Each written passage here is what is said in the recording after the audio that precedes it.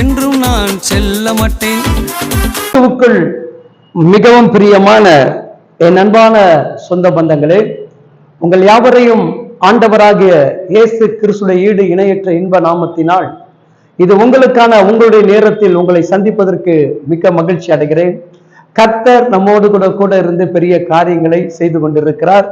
தினந்தோறும் 6 மணிக்கெல்லாம் உங்க வீட்டுக்குள்ள இந்த தேவனுடைய வார்த்தைகள் வருவதற்கு தகப்பன் உதவி செய்திருக்கிறார். இதை நான் தெய்வ வார்த்தைகள் மட்டும் கொடுப்பதில்லை, இதை தாண்டி மற்றவர்கள் இதை எல்லாத்தையும் சரிப்படுத்தி உங்களுக்கு உண்டான செய்திகளை கொடுப்பதில் தேவ பிள்ளைகள் கூட இருந்து பணியாற்றக்கூடிய அத்தனை பிள்ளைகளுக்காக மனதார தேவனுக்கு நன்றி செலுத்துகிறேன்.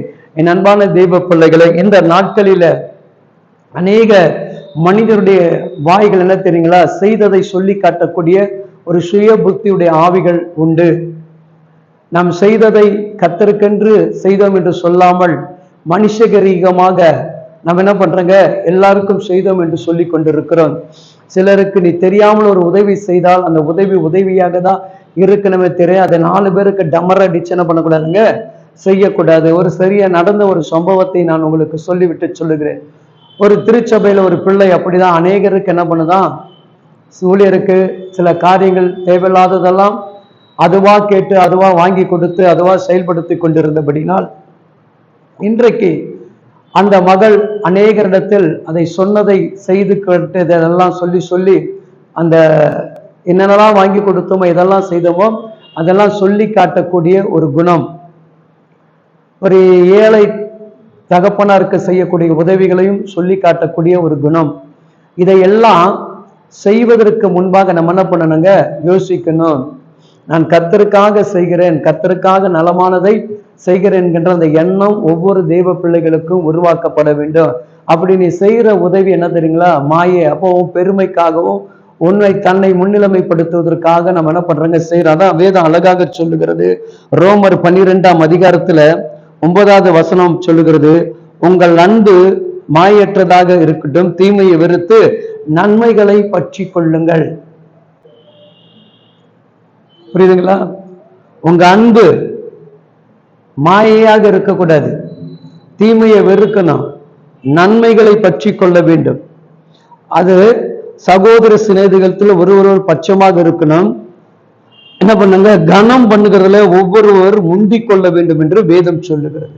அப்போ தேவ பிள்ளைகள் தேவனுடைய மனிதர்களுக்கும் திருச்சபை மக்களுக்கும் இல்லை உங்க சொந்த பந்தங்களுக்கும் நீங்கள் யாராவது உங்களால் முடிந்த உதவிகள் நீங்கள் செய்திருப்பீர்கள் என்று சொன்னால் அதை செய்ததை என்ன பண்ணக்கூடாதுங்க, நான் செய்தேன் நான் பண்ணேன் அப்படின்னு சொல்லக்கூடியதுனா அந்த சுயம் வருகிறது, உன் பெருமை வருகிறது. அப்ப இத்தனை நாட்கள் நீ செய்தது அது என்னதுங்க, நலனற்றதாக இருக்கும், அது பலன் கிடையாது. அதோடைய பலனை நீ பெற்றுக்கொள்ள முடியாது. ஏன்னா வேதம் சொல்லுது, வலது கை கொடுக்கிறதுக்கு இடது கைக்கு தெரியாமல் இருக்க வேண்டும் என்று வேதம் சொல்லுகிறது. அப்போ நீ எதை செய்கிறாய் என்பது கர்த்தருக்கு மட்டும்தான் அறியணும், தேவன் மட்டும்தான் அதை உணர்ந்தோம். மனுஷன் உணர்வதற்காக எதையும் எந்த சூழ்நிலையும் நம்ம செய்யக்கூடாது. இன்னைக்கு அநேக கிறிஸ்துவ பிள்ளைகள் நம்ம செய்யக்கூடிய காரியங்கள் அதுதான். நாம் எதை செய்தாலும் என்ன பண்றாங்க, அநேக மனிதர்களுக்கு முன்பாக அதை பெருமை பாராட்டுகிறோம். அதை நிமித்தமாக நீ அந்த சபையை கனவீனப்படுத்துகிறார், அந்த ஊழியரை கனவீனப்படுத்துகிறார், நீ செய்த நன்மையை நீ கனவீனப்படுத்திக் கொள்கிறார். அதான் சொல்ல, நன்மை செய்ய திராணி இருக்கும் பொழுது செய்யாமல் இருக்காது என்று சொல்லுகிறார். அந்த நன்மை செய்யக்கூடிய உனக்கு உதவி கிடைத்த பிறகு அந்த நன்மையை மட்டும்தான் நீ என்ன பண்ணணும், செய்து முடிக்கணும். அந்த நன்மைக்கு பின்னாடி தீமைகளை விதைக்க கூடாது, அதுக்குள்ள வஞ்சனைகளை விதைக்க கூடாது. அங்க வேதம் பாருங்க அழகாக சொல்லப்படுகிறது. ஏன்னா நன்மையை பற்றி கொள்ளுங்கள், நன்மைகள் என்ன பண்ணுங்க, பற்றி கொள்ளுங்க. அப்ப நன்மை செய்வதை தெளிவாக நம்ம செய்கிறவர்களாக. அது ஜெபத்துல சில பேருக்கு நீங்க உதவி செஞ்சிருப்பீங்க, அவங்களுக்காக பாரப்பட்டு ஜெபிச்சிருப்பீங்க, கண்ணீரோடு ஜெபிச்சிருப்பீங்க, நான் உங்களுக்காக ஜெபிச்சேன், உங்களுக்காக இதை செய்ய, அது கூட தவறு என்று வேதம் சொல்லுகிறது. அது நம்ம மேல விழுந்த ஒரு கடமை. ஊழியர் நாம் சொல்றோம் இந்த குடும்பத்துக்காக ஜெபித்தோம் அப்படின்னு சொல்றது கூட தவறு. ஜெபம் பண்ற சித்தர் கர்த்தர் உங்களை விடுவிப்பார், உங்களை ஆசீர்வதிப்பார். அதுதான், ஏன்னா அவர் அப்பதான் அந்த வார்த்தையை கனப்படுத்துகிறார், அப்பதான் அந்த வார்த்தைக்கு அவர் தேவன் என்ன பண்றார், மகிமை கொடுக்கிறார். நீ சின்ன பொருட்கள் கூட ஏதாவது செய்தால் அதை கர்த்தருக்கென்று செய்தேன் என்று எண்ணத்தோடு செய்யணுமே தவிர மனுஷகரீகமாக நீ செய்து ஊரு முழுதும் நீ பரப்பினா நீ செய்த நன்மைகள் வெறுது. அதனுடைய விளைவுகள் இப்ப தெரியாது, நம் பின்னாடி என்ன பண்ணப்படும், அது சந்திக்கப்படும். நீ இதை வச்சு இது இருக்கிறனால தானே இதை செய்த பெருமை பாராட்டின, இதன் நிமித்தம் தானே பெருமை பாராட்டின, இது இருந்தனால தான் நீ என்ன பண்ண செய்தன்னு சொல்லிட்டு எல்லாருக்கும் சொல்ற அப்படின்னு நம்ம பெருமை பாராட்டும் போது அந்த பெருமைக்குண்டான எதன் மூலமாக வந்தது அதை கர்த்தர் என்ன பண்ணாருங்க எடுத்துக்கொள்ள. வேதத்துல பெருமை பாராட்டுங்க அத்தனை பேரை கர்த்தர் கீழே தள்ளி இருக்கிறார். தாழ்மை உள்ளவர்கள், தேவனுக்கு பயந்தவர்கள், அவருக்கு உண்மையா இருங்க, கர்த்தருக்கு செய்யுங்க, கர்த்தரை கனப்படுத்துங்க, கர்த்தரை மட்டும் பிரியப்படுத்துங்க.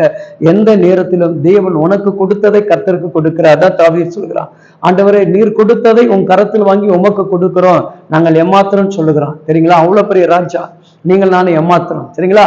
எதை ஒன்று நீங்க செய்தாலும் அதை கர்த்தருக்கென்று செய்யுங்க, இல்லைன்னா செய்யவே செய்யாதீங்க, அது நலமாக இருக்கும். கர்த்தர் உங்களை ஆசீர்வதிப்பார். ஒருவேளை இப்படிப்பட்ட காரியத்துக்குள் நீங்கள் பெருமை பாராட்டி கொண்டு இருப்பீர்கள் என்று சொன்னால், பலரிடத்துல செய்ததை குறித்து ஒரு பனியனோ ஒரு காரியங்களை எதை செய்தாலும் நீங்க சொல்லி காட்டி கொண்டு இருப்பீர்கள் என்று சொன்னால், அந்த குணம் கெட்ட குணமாக இருக்கட்டும், அதை உங்களை மாற்றிக்கொள்ளுங்கள். ஒருவேளை தேவனிடத்தில் ஒப்புரவாய் சில பேருக்கு உதவி செய்ய படம் எடுத்து கொடுத்து அதை எடுத்து கொடுத்த இதை செய்தேன்னு சொன்னதை கூட என்ன பண்ணுங்க, தவிர்த்து கொள்ளுங்கள். கர்த்தர் உங்களோடு கூட இருந்து பெரிய காரியத்தை செய்ய. ஆண்டவரே இப்படிப்பட்ட குறைபாடு இருக்கிற என் பிள்ளைகளை கர்த்தர் நீக்கி அவர்களை தெளிவுள்ள பிள்ளைகளாக, ஞானமுள்ள பிள்ளைகளாக, அறிவுள்ள பிள்ளைகளாக அவர்களை நடத்த வேண்டும்படியாக ஜெபிக்கிறேன். தொடர்ந்து உங்களுடைய கிருபையும் ஆசீர்வாதங்களும் இந்த பிள்ளைகள் மீது தங்கட்டும். ஆமென், ஆமென். கர்த்தர் தாமே உங்களோடு கூட இருப்பாராக. God bless you.